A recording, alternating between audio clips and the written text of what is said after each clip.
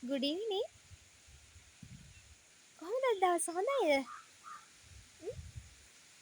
හොඳයිද අද දවස? හරි. අද කතා කරන්න යන්නේ දැන් patient care ගැන. patient caring ගැන තමයි කතා කරන්න යන්නේ. එතකොට patient කෙනෙක් කියන්නේ අපි දන්නවා මේ හරිම අසරණ කෙනෙක් නේද patient කෙනෙක් කියන්නේ. එතකොට එයාට අපි කාරුණික වෙන්න ඕන, kindly වෙන්න ඕන. එතකොට හොඳට සලකන්න ඕන. ඔය අදහස් තමයි දෙන්නේ. එතකොට එයාට හොඳට මේ මෙඩිසින් දෙන්න ඕන. අපි ට්‍රීට්මන්ට් කරන්න ඕන. එයා රෝගී කෙනෙක්නේ patient කෙනෙක් කියන්නේ. එතකොට මේ patient care ගැන තමයි කතා කරන්නේ. එතකොට patient ගොඩක් වෙලාවට මේ childhood life එකක් ගත කරනවා. එතකොට අන්න ඒ වගේ කියන්නේ මේ කුඩා දරුවගේ patient ගේ ලොකු වෙනසක් නැහැ නේද? එතකොට කුඩා දරුවෙකු බලා ගන්නවා වගේ තමයි මේ patient කෙනෙක් අපි බලා ගන්න ඕනේ. එතකොට patient treatment කරන්නේ කොහොමද? patient කෙනෙක් මේ හසුරුවන්නේ කොහොමද? patient සලකන්නේ කොහොමද? එයාට helpful වෙන්නේ කොහොමද කියලා චුට්ටක් කතා කරමු නේද? එතකොට patient කෙනෙක් කියන්නේ ඇත්තටම රෝගී වූ කෙනෙක්. එතකොට රෝගී කෙනෙක්ට අපිට support එකක් නැතුව, help එකක් නැතුව එයාට තනියම දෙයක් කරගන්න බැහැ නේද? එතකොට පුංචි පුංචි දේවල් මේ එයාට කරගන්න අපි support එක දෙන්න ඕනේ. එයාගේ ගොඩක් වෙලාවට අපි හිතමුකෝ සාමාන්‍යයෙන් patient කෙනෙක් ඉන්නවා නේද ටිකක් මේ එල්ඩර්ස්ලා ඉන්නවා එල්ඩර්ස්ලා තමයි ගොඩක් වෙලාවට මේ patient ලා විදියට මේ සලකන්නේ ගොඩක් ඒ අයනේ එල්ඩර්ස්ලානේ ගොඩක් මේ patient mood එකක් ගන්නෙ නේද?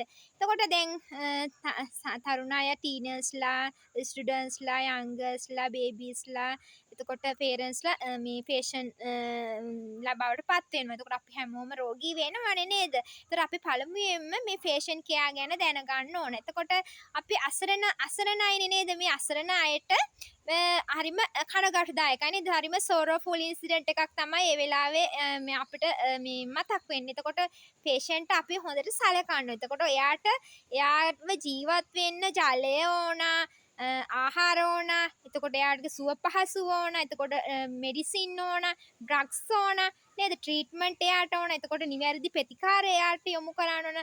එතකොට ආදරණීය දුවේ පුතේ patient කෙනෙක්ට හොඳට සලකන්න. එතකොට patient ගේ කැමැත්ත මත patient අකමැති දෙයක් කරන්න එපා. patient නිවැරදි ඩ්‍රග්ස් එක අපි දෙන්න ඕන. එතකොට නිවැරදි ආහාර දෙන්න ඕන. එතකොට නිවැරදි වෛද්‍යවරයා වෙත නිවැරදි රෝගී තත්ත්වයට අපි ට්‍රීට්මන්ට් කරන්න ඕන. එතකොට ඔන්න ඕකයි මේ patient care වලදී කළ යුතු දේවල්.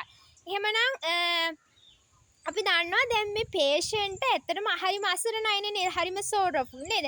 ගොඩක් වෙලාවට crying lifestyle එකක් ගත කරන්නේ නේද? ඒ නිසා මෙයාව අපි protect කරන්න ඕනේ. මෙයාට safety guard එකක් විදියට partner කෙනෙක් ළඟ නවත්තන්න ඕනේ. එතකොට එයාව සතුටින් තියන්න ඕන. එතකොට නේදෑයෝ මුණුබුරෝ දරුවෝ නේද? ඒගොල්ලෝ බලන්න එනකොට මේ නේද බලන්න එනවනම් එයා හරි කැමති නේද? එතකොට patient කෙනෙක් මානසිකව අපි සුවපත් කරන්න ඕනේ. එතකොට මානසිකව සුවපත් කරාම එතකොට mental diseases එකෙන් එයාව මුදවා ගන්න ඕනේ නේද? එයා හරි ආසයි දුඬාරු මුණුබුරුව බලන්න ආසයි මේ patient කෙනෙක් නේද? එතකොට එයාව බලන්න එනවට හරි කැමති.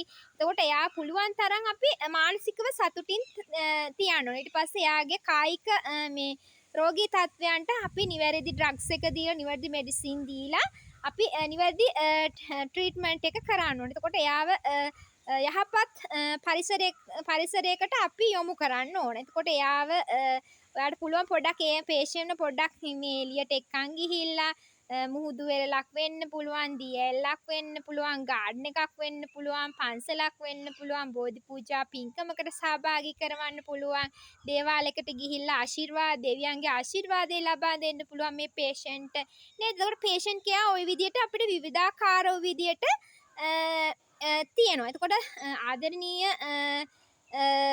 විදියට අපි patient කෙනෙක්ට සලකන්න ඕනේ. එතකොට අපි patient කෙනෙකුට තදින් බයින්නේ නැහැනේ. patient කරන වැරද්දකට පොඩක් අවවාද කළාට තදින් තරවටු කළාට ඒක කිසි ප්‍රශ්නයක් නෑ. එයා සමහර විට නොගැලපෙන දෙයක් කරන්න ඉඩ තියෙනවා. ඒ නිසා මේ patient control කරන්න ඔයාට අයිතිය තියෙනවා. එතකොට එයාට ට්‍රීට්මන්ට් කරන්න ඔයාට සලකන්න එයා ඕනම කෙනෙක් එක්ක කතා බහ කරන්න එයාට අයිතිය තියෙනවා. එතකොට patient care ගැන සැලකිලිමත් වෙලා patient පේෂන්ට් නිග්ලෙක්ට් කරන්න එපා. එයාව සතුටින් තියලා එයා ට්‍රීට්මන්ට් කරලා එයාව බලා කියා ගන්න කෙයාරින් එක ඔබ ලබා දුන්නොත් පේෂන්ට්ව නිරෝගීව තබා ගන්න හැකියාවක් ලැබෙනවා කියලා මේ වෙලාවේ මතක් කරන්න කැමතියි. හරි, thank you.